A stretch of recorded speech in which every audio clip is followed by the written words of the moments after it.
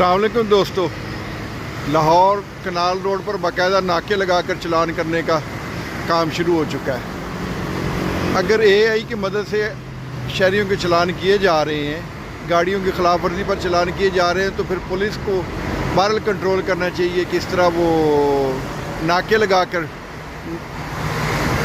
चलान ना करे। ट्रैफिक को डिस्टर्बेंस अलग, लेकिन बस इस मुल्क का अल्लाह ही हाफिज़ है, कोई क्या कह सकता है।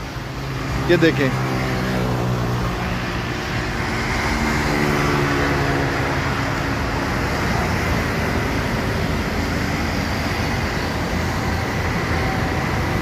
कभी किसी चौक में आपको ट्रैफिक पुलिस ये काम करती नज़र नहीं आएगी कि वो ट्रैफिक को कंट्रोल कर रही है, उसके बहाव को बेहतर बना रही है। ये काम ज़रूर नज़र आएगा कि वो नाके लगा कर चलान कर रहे हैं। ये पहली दफ़ा नहीं हो रहा, अक्सर अब ये आम चलन हो चुका है। और इसमें देखें कि कोई भी आम गरीब आदमी, गरीब मजदूर और इंतहाई पिसा हुआ और कमज़ोर तबका इन ट्रैफिक एहलकारों का निशाना बनता है।